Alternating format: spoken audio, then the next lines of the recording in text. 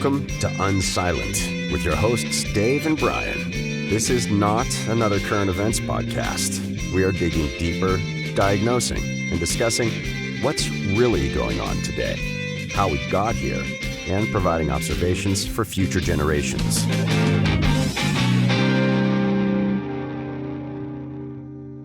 Welcome to Unsilent. We're Dave and Brian. I thought I'd switch it up this week. You can tell us what you think at about what we're talking about at Rumble, unsilentpodcast.com, or any one of the social media channels. And we really would love to hear from you because we're talking about things we think are interesting to the future, but maybe you have some different ideas. Please let us know. So with that, we're in the midst of consequential times still, Brian. I mean, I guess really we've been in the midst of consequential times for quite some time. Kind of since COVID and since Trump's first election, things have been really. I was thinking about that the other day. It's usually in a presidential term, you've got, one big theme and that's the big theme. And, you don't have you've got other things that happen, but, not lots of things. It doesn't seem that the past 8 years really doesn't really seem that way. Yeah. Yeah. It's funny. I remember the guy, Neil Howe, one of the authors of The Fourth Turning, which obviously we spent a lot of our time talking about. He was in an interview one time. This is a few years. This is like 2020 probably when I saw this. When I was first getting exposed to the idea of the fourth turning and all that, he was talking about Bill Clinton and how Bill Clinton's his lament was nothing really consequential happened during his presidency. Now, I don't mean like the Monica Lewinsky stuff. I mean like there was no global, nothing. There's no civil war to resolve. There was no whatever. It was just things were just kind of chugging along. Yeah. And that was his great lament that nothing consequential happened during that time. And here you and I are pining for a time where there's not the volume of consequential things happening. Exactly. So the grass is always greener, right? Oh, that's exactly right. Even if whatever you got, you want something different. That's true. Yeah. Yeah. Speaking of wanting something different, something you and I have kicked around a little bit that hasn't come to fruition yet, at least in our country, might be in Canada. Alberta is going to possibly secede from Canada. They got enough the signatures or votes or whatever had to happen in their process. We're in October, November, whenever they do their elections. Yeah. They are actually going to vote on whether or not they will stay part of Canada or not. Yeah. And you and I have talked about like how that could look in the United States, but I never really thought about Canada, but they're doing it. Oh yeah. Well, I mean, I kind of doubt that it will come to fruition, but it's amazing. I mean, the vote's going to happen, I'm sure. I kind of doubt that it'll ultimately end up happening, but if it did, I mean, bring it on. Alberta's a great state name. It would immediately become the. Wait, so you're making it the 51st state already? They haven't even seceded from Canada yet. I'm good with that. I am good with that. I am good. Well, first of all, Alberta is mineral rich. Alberta is a gorgeous province. I mean, if it's a beautiful place. It's large. It would make it'd probably be the second largest state. So Alaska would still be larger, but Alberta would be probably, I think, well, I don't know for a fact, but I think Alberta would be larger than Texas. So the people in Texas would probably vote against it joining because they like to say it's biggest. But I think it would be it would be an amazing thing. Now, the leap. Hold on. You're making a leap here that I was not connected to. So you're saying that they're voting to become part of the United States? I thought they were just voting to secede from Canada. No, they're definitely just voting to secede from Canada. Oh, okay. They're not. Yeah. But I mean, what are they going to do? Be the country of Alberta? They're going to have 40 guys and Texas horses. The ultimate end game here was they would want to join us because we would be the place where they can sell all their oil. That's kind of the without any import taxes. But you don't think it'll happen? And I interrupted you. Why don't you think it's going to happen? I think that the structural impediments. The legal structural impediments at the Canadian federal system would be such that overcoming them would take decades to actually make it happen legally. I mean, it's it's possible. It could happen.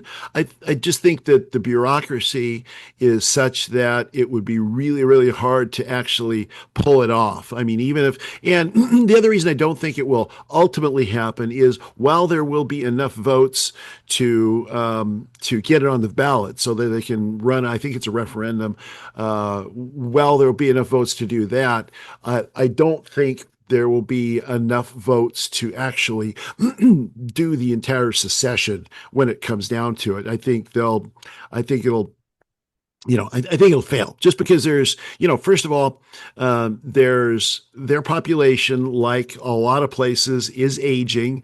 The old folks, are probably not going to want to become Americans. And, I mean, everybody knows that at the end of the day, that's probably where they'd end up at.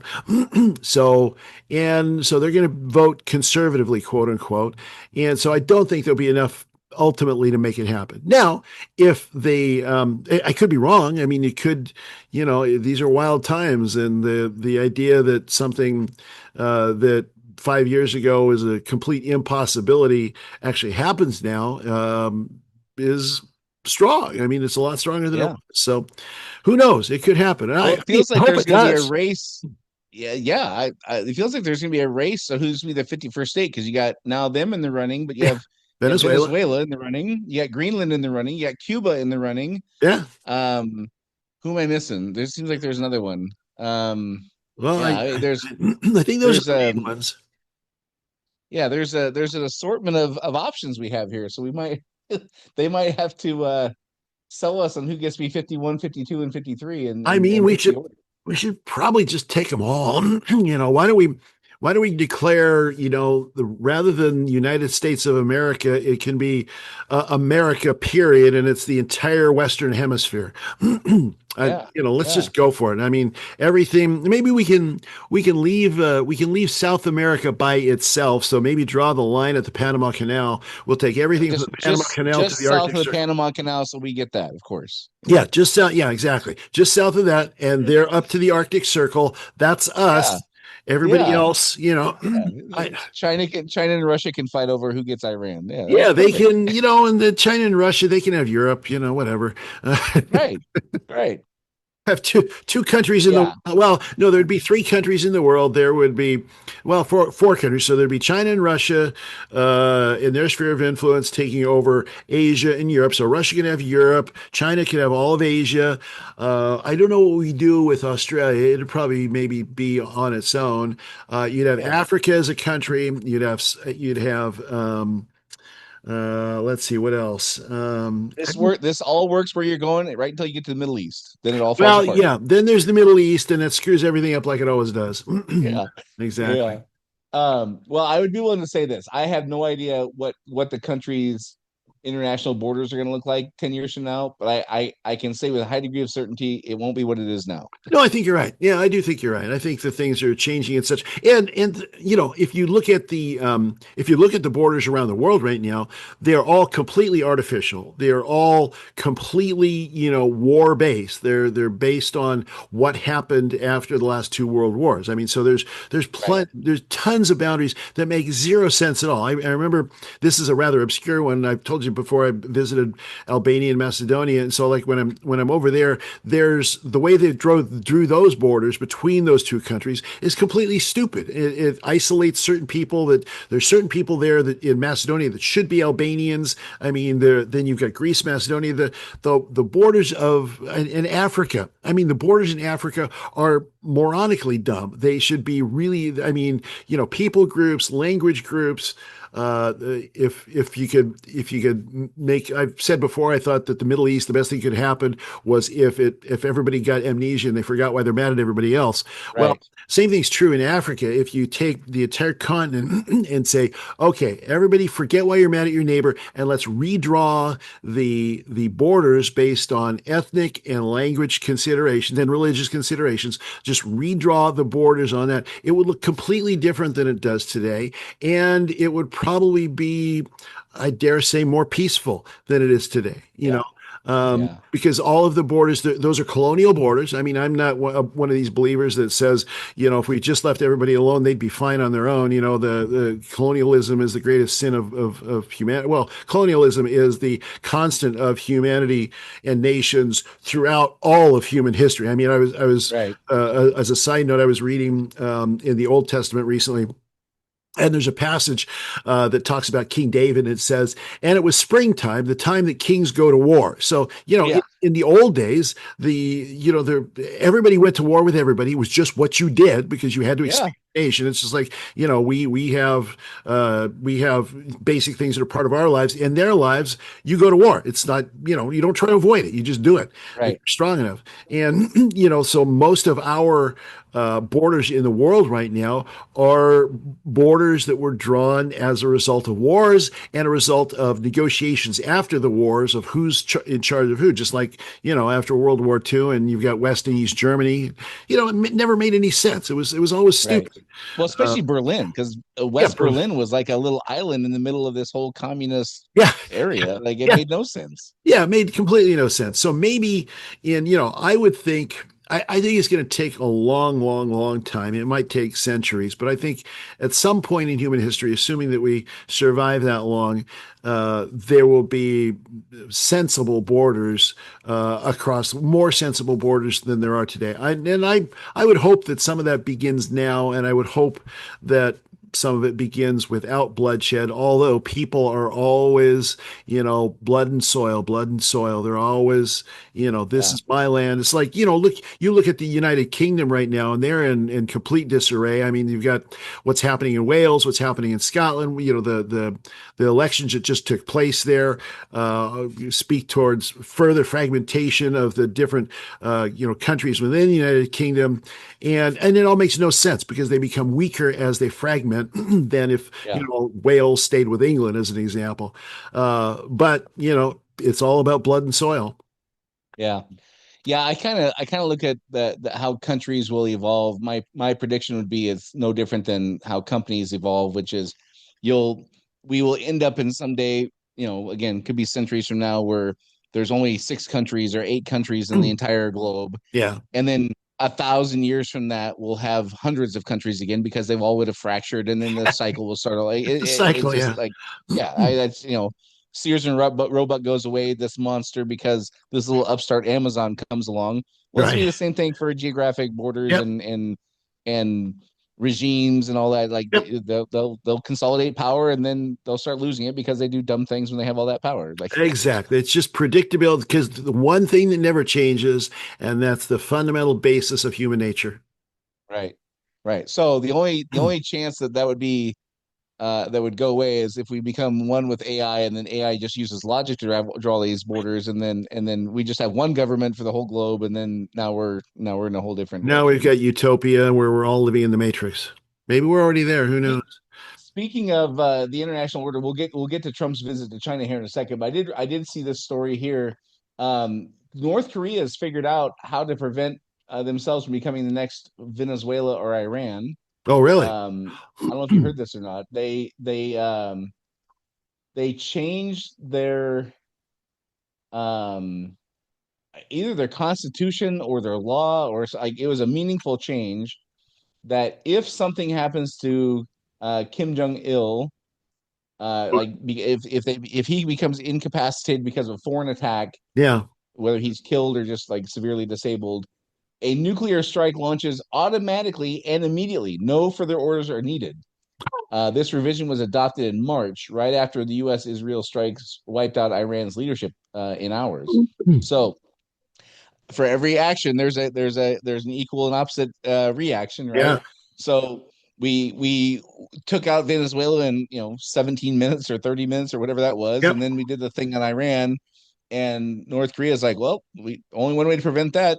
We're just gonna let everybody know if you do that to us, we're just launching nukes as soon as it happens. So Yeah. Well, and that's, again, that's why, President Trump keeps talking about we're going to get the dust, we're going to get the dust and all that. And that's why does Iran so why do they refuse to give it up? They don't need a nuke. It's for that very reason, because once you have a nuke, then you have a level of threat that makes even the biggest in the world say no, and so it's like, now I guess the question would be, but it is a cult. North Korea is not so much as of a country as it is a cult. It's and it has been since the grandfather started the place, or started the current regime in the 50s.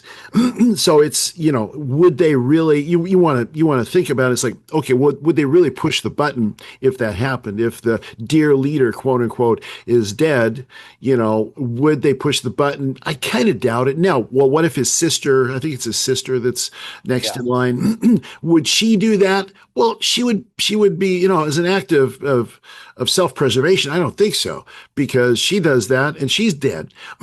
So I don't know about, I've never really thought about it through the lens of would they actually push the button. I look at it kind of, if I was in charge of a country, I was in charge of Afghanistan. Yeah. And I want to just maintain sovereignty. You have no choice but to get a nuclear weapon, because we've seen what happens to people when they give them up. Yes. You see what happened to Ukraine. We said, hey, you give them up. We promise we'll defend you forever. Yep. And then they get attacked and we don't. Yep. Right. 100%. Libya, Libya, like, hey, we promise, pinky swear, we're going to take care of you. Yep. They get rid of their nuclear program and Gaddafi's gone. Gaddafi's wiped out. Months later. Yep. Yep. Who's the other one? There's a third example. Anyhow, the evidence is pretty clear. If you abandon your nuclear program, you just get taken over, and now you're defenseless. I consider myself a pretty rational person, but I would absolutely be pursuing that just to maintain sovereignty, not 100%. Not for offensive reasons, but strictly defensive reasons. Yeah, and if you're Kim Jong-un, you're going to look at the world and you're going to say, "Hey, I got a nuke. If you kill me, I'm going to nuke you." That's the most logical thing he could say. It's a pretty good deterrent. Perfectly smart. He's not an idiot. He's so, people think, "Oh, how could he say such a thing?" Well, if I was him, I'd say it. Come on, it's just right thing. It's about defense first, offense later. And using rhetoric for defense. Right. Speaking of which, I heard an alternative theory to the Iran debacle a few days ago that I thought was interesting. Okay. The theory went like this, and I'm paraphrasing heavily. I'll probably get some of the details wrong, but the general gist was it had nothing to do with Israel, had nothing to do with nuclear program, had nothing to do with any of that stuff. It was strictly because the petrodollar is at risk. There are countries who are now using alternate currencies than the US dollar to buy and sell oil. Well, our entire system is built upon being the reserve currency. Yes, 100%. The only reason we're $39 trillion in debt is because we can borrow enough money because we're the reserve currency. Exactly. And if that reserve currency status gets upset, like we're going to go through a depression the likes we've never heard about, let alone seen, right? Yeah. So the theory was this was strictly to reimpose our dominance such that people could not use alternative currencies to buy oil. So what do you think? What do you think of that? Well, I think the separating from the dollar globally as just a general rule, however it happens, I think it's going to take probably a century. I think it's very, very, very, very hard to do. I think it's incredibly hard to do, not just because it's not in our best interest. Clearly, it's not in our best. Like you say, in some ways, it is in our best interest because then we'd have to live within our means. And I secretly am like pulling for this to happen. I know, and I'm going to regret saying that because it's going to be horrific circumstances for us. Yeah, but what we're doing now is just ludicrous. Yeah. Well, what we're doing now is unsustainable. What we're doing now is sustainable as long as nobody minds being 100 trillion, 200 trillion, whatever comes after a trillion in debt. Ponzi scheme. It's a Ponzi scheme that we're taking the money from our grandkids and their grandkids. Yeah, exactly right. fund an inflated lifestyle now. It's Yeah, absolutely it ludicrous. totally is. So the question is then, well, okay. So first of all, how does it really? I mean, I could see it reinforcing the petrodollar scheme because everybody's so aware of the importance of oil and all of that. But how else would it prevent, I guess, the things rolling out of favor with the petrodollar system? Well, what is your perception as of this moment today? Yeah. Who is preventing oil from going through the Strait of Hormuz? Is it us or is it Iran? Well, it's mostly Iran. Okay. If we were to capitulate to Iran and we Yeah, remove the blockade and we yeah, unfreeze their assets and we yeah. like forget the nuclear program entirely for Sure, this yeah. for like let's just assume that that's not a factor. Yeah, If we were to capitulate, they would open the strait back up. So it's it's plausible you could say we're keeping the strait closed because we're imposing the things that's making Iran keep it closed. Does that make sense? yeah. I mean, that's one way to put it. Yeah, I mean, that's you could spin it that way or 180 degrees opposite, but that is a Agreed. plausible one. Yes. 100%. Yeah. It's a plausible Yes. explanation that Yes. we are keeping the strait closed because we've Sure. done these things and Sure. Iran has reacted and they closed the Sure. strait, which was probably pretty predictable. If you were a Yeah. guy in a Pentagon office, probably would have saw this coming, right? Yeah. If you're a guy at a gas station filling up your gas tank, you would have foresaw this. Maybe the Right. yeah. So there's a way to spin this or frame this where we are the ones who have the strait closed because we've done these things and now we've blockaded their blockade, which Right. sounds funny. I chuckle every time I say it because I it's know like it's two hilarious. toddlers fighting over a Matchbox car. Right. Uh, um, but we could in some situation like do things, take actions that would get the strait back open back up. Sure. But now Iran could like they can sell in whatever currency they want. Where Sure. right now we have on the negotiation tables, and now whether this is being publicly shared or not, but there could be a resolution where we say, okay, we'll do what you want, and we're going to let you do the things you want to do to open the strait back up, but all oil transactions are going to have to be in the U.S. dollar, and this BRICS idea you guys got that's got to go. Sure.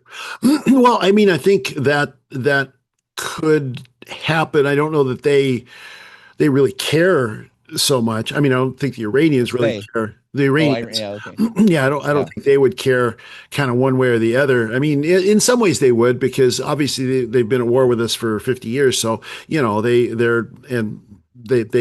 don't want us to have any power. They'll take anything that they can get.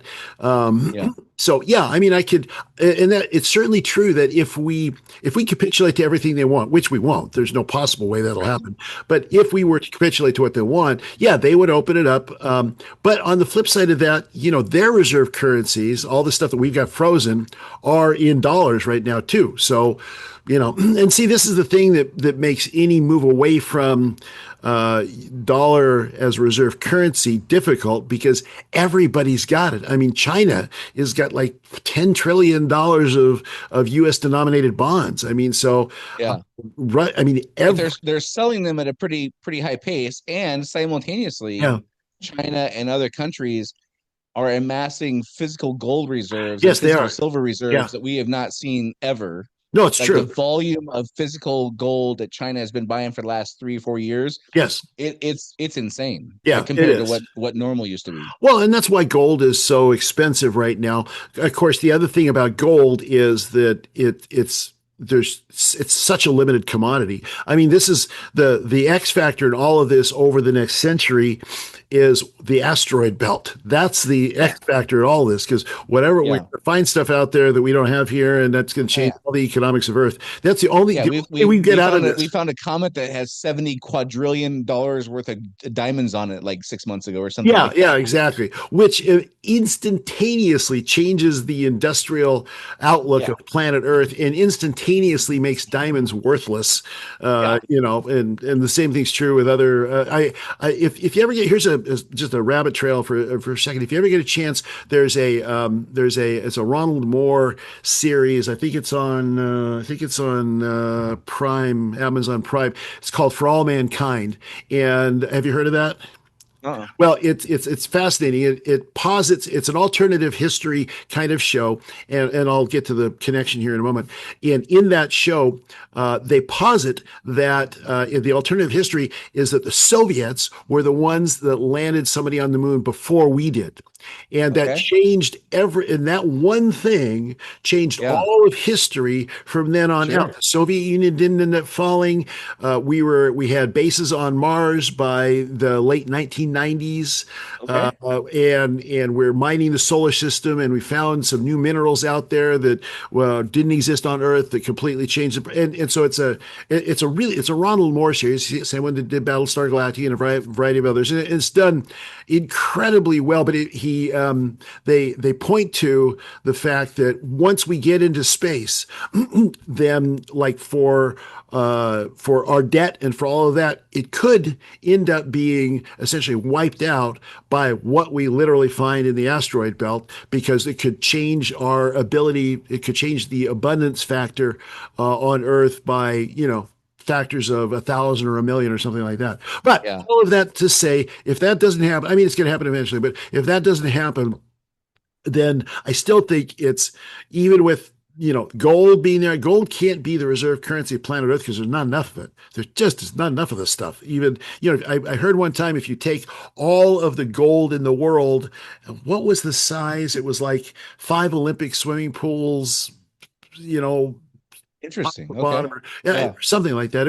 It surprised me at actually how little volume of gold there is. Now it's a wonderful element for for a whole bunch of reasons, but even if China had all of it, it's still not enough to run an economy on as a reserve currency anymore. You'd have to have something else. That's why I don't think I love the idea of actual currencies that are backed by commodities, because there's some objective reality to it as opposed to fiat currencies like we have.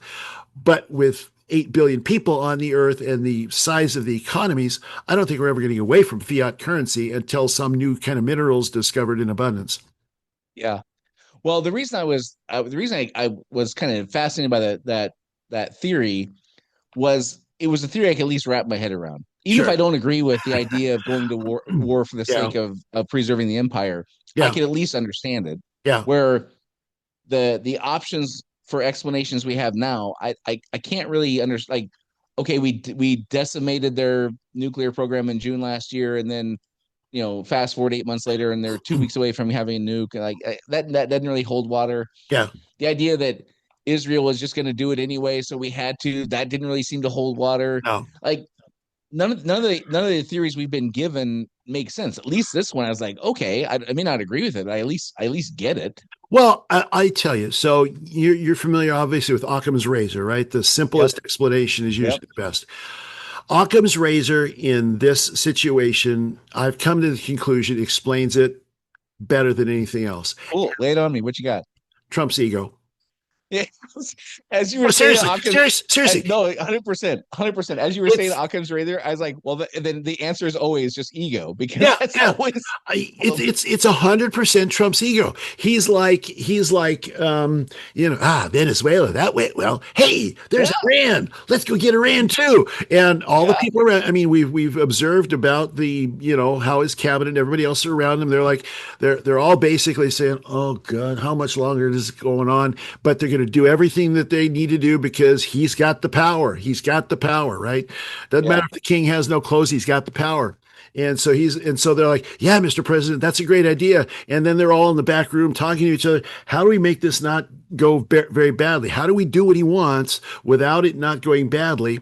And there was no way to make it not go badly, because this was always going to be the way it is. And Iran was always, the way that I view this, Brian, is Iran is in the driver's seat. So, he had, this last, thing that they sent over that he said, it's a piece of garbage. I didn't even read it. I threw it in the trash can before I was halfway. Yeah.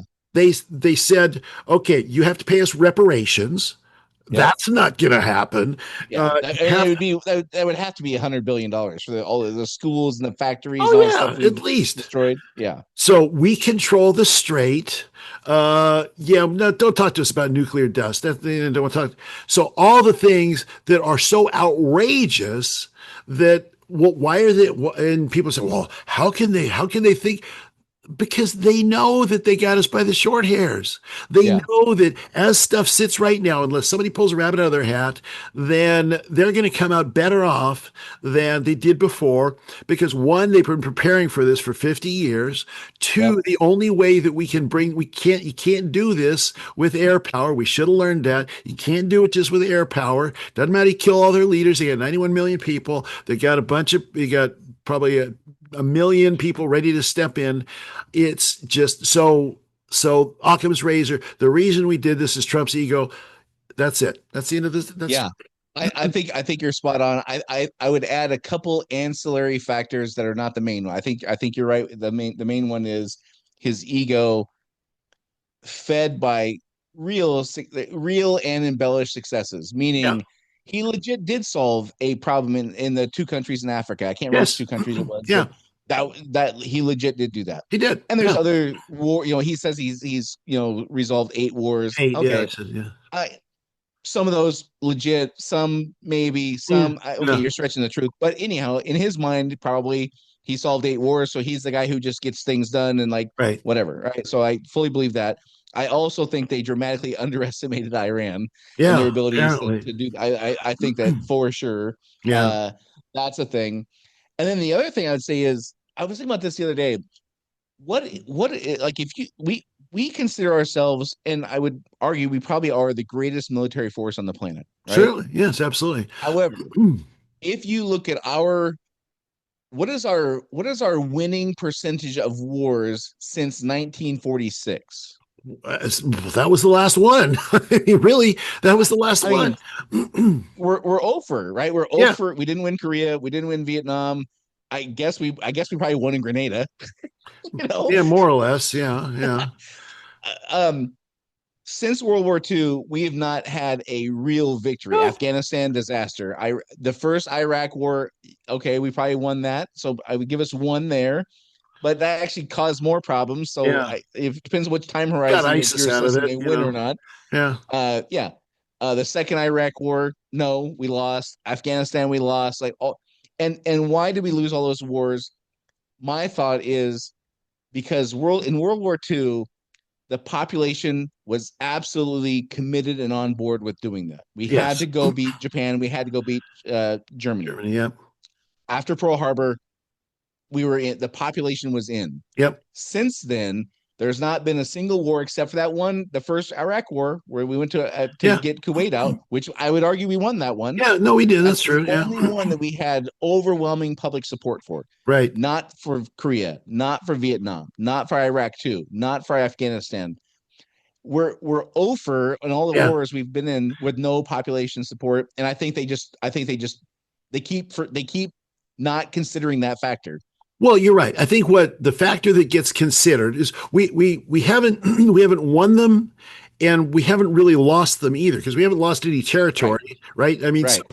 every one of them has been the worst out. Well, I mean, the worst outcome is you lose, right? But every one of them has been a terrible outcome because it's just you just fight to and say, I'm going home. Well, you can't fight to win if you don't have your population support. You Exactly. can only fight to not lose, and that's Yeah. not how wars go. Exactly. Well, yeah. I mean, there was so many times that generals later on after Vietnam said, "We presented a plan. It would have been over in a week." Yep. They said no, can't do that.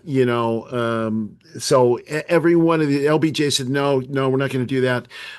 We could have won. The thing is, in every one of those with war fighting expectations, we could have won, but we didn't go into any of them with war fighting expectations. We went Right. into them with we're going to stop the Soviet Union from expanding their territory expectations, and now we've got an armistice. We're still at war, technically speaking, with North Korea. It's like I remember when the latest round of dust up happened. What was 6 or 7 years ago with North Korea, and I said because my dad's a North Korean war vet, and I said, "Guess what, Dad? It started up again." He says, "I'm not going back." It's like, yeah, because it's just this never-ending, pointless, demoralizing, and of course, when you're Iran, you look at all that, and you realize, one, the American people have a very, very short attention span. We're not interested and number two, okay, all we got to do, since they have a short attention span, yeah, America's going to come in and they're going to blow up all of our military stuff. We're just going to hide all the missiles under fern bushes and stuff. I mean, I heard a number that I heard the other day is like 70% of Iran's munitions are still in place. They've exhausted Right. like 30% destroyed. So they're all under bushes or in caves or whatever. In a country that size with 91 million people, you just can't do it. Nothing you can do about it. So they're Well, like, you can't win a war when you have competing priorities of one, we want to win, right, but also we have to keep the population not in a mutiny. right, yeah, yeah, So you have to lie and do the smoke and mirrors and the deceptive explanations and all, yeah, and like in Vietnam, much of the fighting was in Cambodia, but right, officially we were right. never That's in right. Cambodia. Like Yeah, what? it's Khmer Rouge. Yeah, yeah, right. You Yeah, have to exactly. you have to do these things to keep the population at bay, which are directly prohibited from winning the war, because to win the war you have to be out there in the overtly like trying to win the war. Yeah, yeah, exactly. And so and the Iranians aren't idiots. They're not dumb people. Right. They knew all of this, and so it's just Trump's ego and Yeah. all the people around him. And now it's just a waiting game. The only way that we win this war is if the economy in Iran collapses so hard that, the IRGC doesn't get paid anymore and they quit and they run off, but it's much more likely, since they've had 50 years to prepare for this, and we haven't. Since they've had all that time to prepare, it's much more likely that we run out of steam, rhetorical steam. It's a testament to Trump. Trump is a great salesperson. The art of the deal, he is so good. He is such a fantastic salesperson. And that's why oil is not at $175 a barrel. It's why we haven't had Well, that and the U.S. Treasury shorting oil futures well, yeah, I daily. mean, there's some other factors, but yeah, but I think the major factor is that he's done such a good job of selling Wall Street on, all he has to do is say, well, I think it's almost over. Said no details. Oh, they're down to $80 a barrel again. So it's just this. Yeah. So that nobody else could have pulled that off. He's such a good salesman, but even that's going to run out very, very soon, I think. Yeah, no, I would agree. So to wrap this up then, Trump, as you and I are recording right now, is in China with Yes. like 16 ultra wealthy business leaders Yep. and meeting the Chinese Yep. delegation or whatever Yep. there. What do you expect to come of that? Well, As it relates to Iran or just in general? I mean, probably very little. I mean, okay, so there's going to be, I think I can predict that as a result of this, Trump's going to come away and it's going to be the best thing ever. And I've got such a good relationship with President Xi, and they're going to help us in Iran, and all the stuff is going to happen. Yep. And then from there, they're not. China isn't going to really do anything about Iran. They're what's there and say. I mean, they want to get this thing over with as soon as possible, but they had massive, massive reserves before this ever started. So they had massive oil reserves, and so and of course, when you're a country of 1.3 billion, but there's 20, 30 million people that really matter. There's a very small number of people that actually matter. They got plenty of oil for the people that matter. And so therefore, the fact that the populace is starving, can't get fertilizer, can't drive anywhere, all this kind of stuff. It's too bad. Hopefully but they got to sacrifice for the party. So all of that's going to happen, and Trump's going to come away with that. Then what I'm going to pay attention to is, now I can't read Chinese or I don't know Mandarin or anything like that, but you can get this information. I'm going to look for what the internal media says in China and what the party says in China about what happened, because basically it'll be repositioned. Talk about ego. I mean, ego is for the universal party is and especially for the CCP, it's massive for them. So they're going to spin it as a victory. They pulled one over on Trump and all of that, and we're just going to go back to the same thing that happened before. I don't expect any breakthroughs. I don't see how there really could be. You think China would even attempt to take a strong position regarding Iran? No, I don't think so. Yeah. No, No, I I don't. I don't don't really see any either. reason. I mean, Yeah. why would they? They're in a great position. So we're using up all of They're our in the best bullets. position of all the stakeholders. They're in the best position. Yeah, All they have to do is sit back and let us burn ourselves out and spend all this money, and they're sitting there just waiting for us to yeah. wear ourselves out. Yeah, and they get plenty of oil for the people that matter there, and Yep. 1.2 billion of the people are screwed, but Yeah. 100 million people are you get the people that matter are not screwed, and Yeah. so they're just going to wait it out. They'll just keep buying oil from Russia, and Russia's still going to make gazillions of dollars because the price of oil is expensive, and so it helps Yeah. Putin. I mean, I don't expect much of anything from it. Yeah. Me either. All right. Well, a little bit of a lull here in the fervor. I will say though, it does feel to me like it's a artificial lull. I think Yeah. that it's I yeah that it given the pace and veracity of all the things that have been happening for the last year, Yeah. this last couple weeks feels like a artificial pause. It Yeah. does. There's no resolution anywhere. Yeah. Oil prices are only getting higher. Yep. The price of potatoes has gone up 700% like in the last 5 years. Beef is an all-time like everything is getting so expensive Yep. and things are so unstable with AI and unemployment. Like we're in this weird period. It kind of feels like right before COVID hit. You know what I Yeah. mean? Where Yeah. you were hearing stories of the thing over there and whatever, and like, well, okay. And then all of a sudden, one day our world was upside down, and it Yep. really feels like that to me right now. This particular Yeah. No, little few I weeks.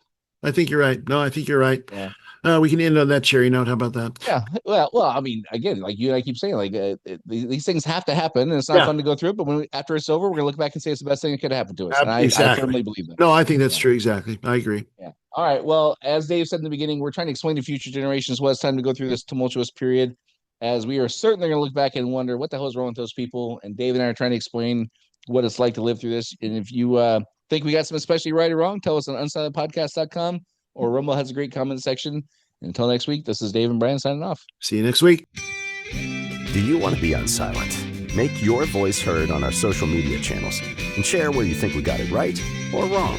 Go to unsilentpodcast.com for social links so you can join the discussion.